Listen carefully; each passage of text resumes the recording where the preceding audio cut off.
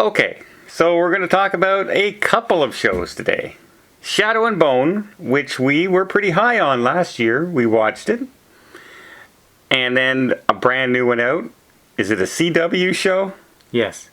So it is Gotham Knights.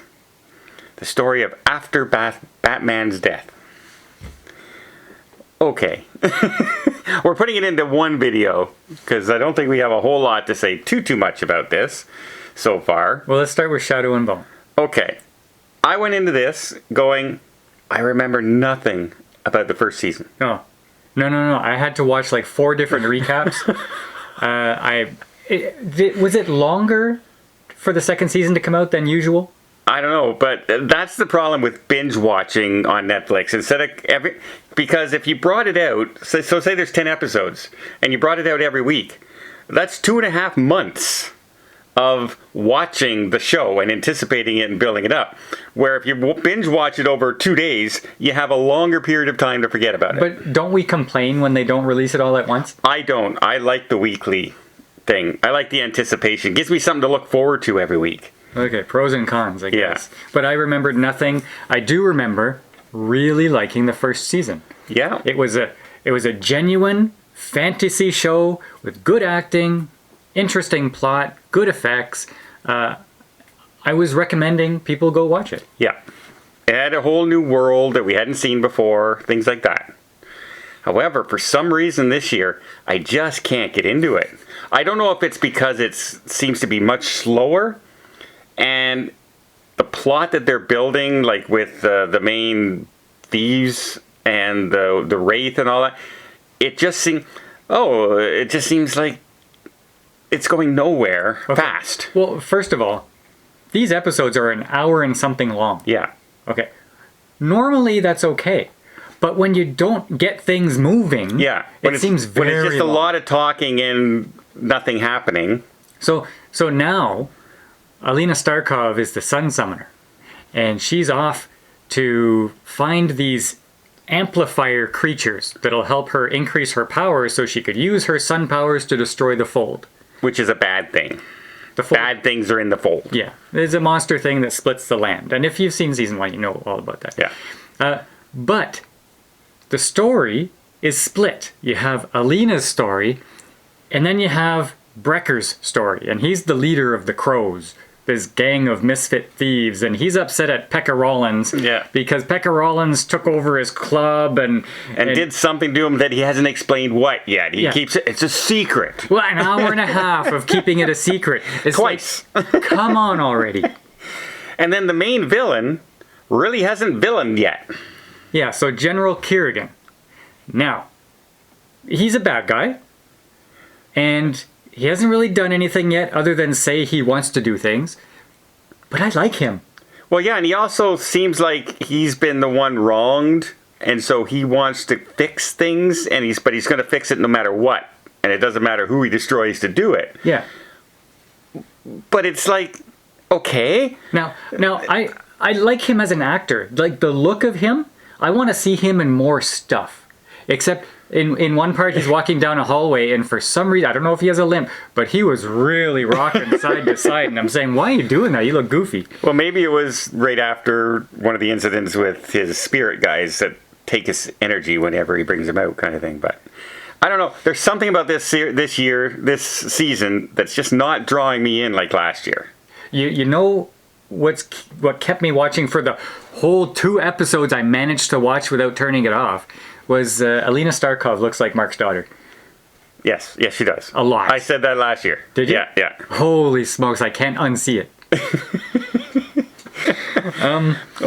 Okay, well, let's move on to the next one. Okay. The brand new show, no other seasons. We've watched the first 2 episodes of Gotham Knights because that's all that's been released. What do you think? This is, by the way, the Joker's daughter, Batman's adopted son, that kind of Robin. story. Not Robin. No. No, it's is Robin the girl now? Robin is a girl. Yeah. Which a lot of people are saying, okay, now Robin's a black girl. Come on, this is getting out of hand. Well, there is canon that shows that like in 1985 or something like that, there was a female Robin. So it's precedented, okay? It's a little shocking because not a lot of people are aware of it, but in the comics there was a female Robin. Yeah. And you know what? Because it's these characters, I don't care. Because it doesn't seem to be following any tradition of the Batman story, really. If they're writing their own story and these are the characters, okay, I'm going to go with that. The term I heard was canon divergent. Well, Divergent was such a successful movie, I'm sure they won't go wrong there. So yeah, there's basically a cast of 7 if you count the police chief. Oh, and not the police chief, the DA. The DA. And that is Misha Collins from Supernatural. If only he was in a better show. But it's nice to see him again. There you go.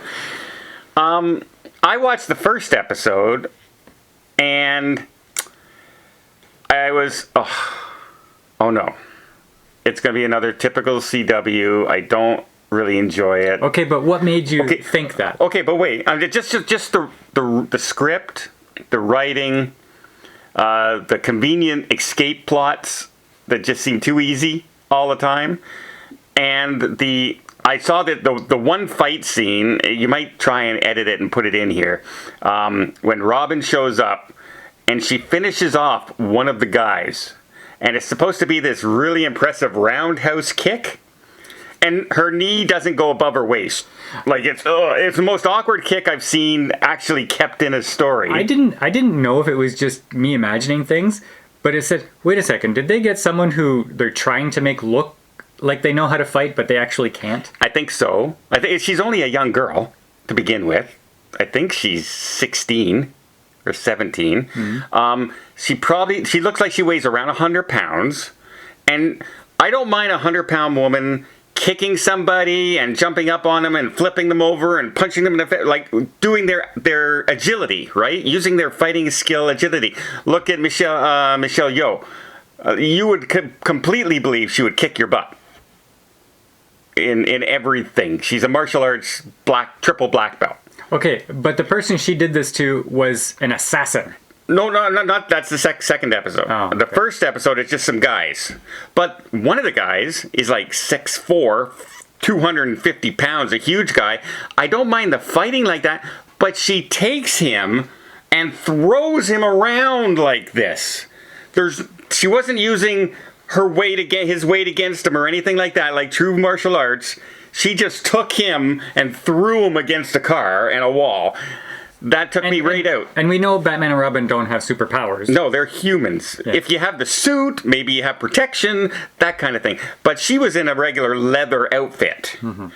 And that took me out of that. That fight scene was horribly done.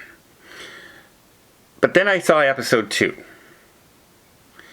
And I enjoyed the story more, except for one thing. They repeated episode 1, where they're breaking into someplace, things go wrong, and the police show up. And then in the second episode, they're breaking into someplace, and the police show up, and things go wrong.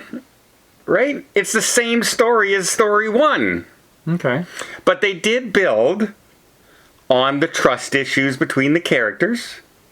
One betrays them, but feels bad for doing it at the end. We have a new villain that kind of shows up. The Talon. That's a pretty cool character. For a TV show. He's not really a character. Like, he shows up, he's menacing because he's masked and he has a sword and you know he's going to kick your butt. He does some interesting things, but as a character himself... We don't know nothing about him yet. Nothing. And we don't even know if there's more than one. That's right. All we know is that he's hunting Batman's son. Yeah. Or the Joker's daughter. We don't know which one. So nondescript villains that show up for this organization, umbrella organization of the shadows. Yeah. Okay. Now, as far as acting is concerned, I think they're fine for this show. If you want to know the feel of the whole thing, the acting, the writing, it's Riverdale in Gotham.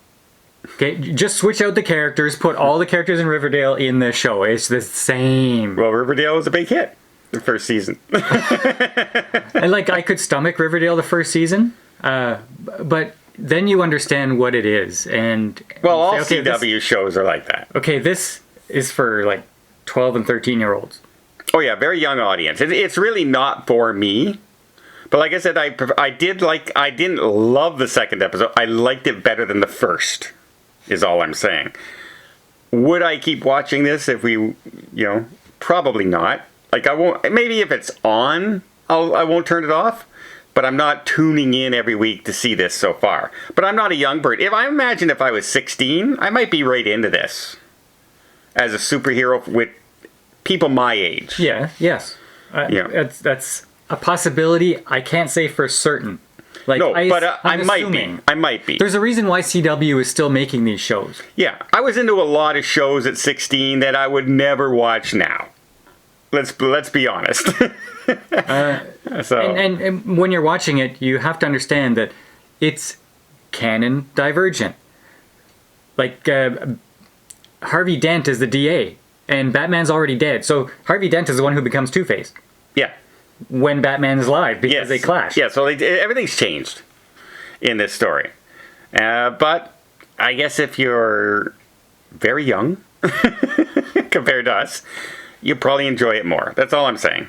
Yeah, so it wasn't horrible, I can't. but I won't watch it. I can't watch more of Shadow and Bone.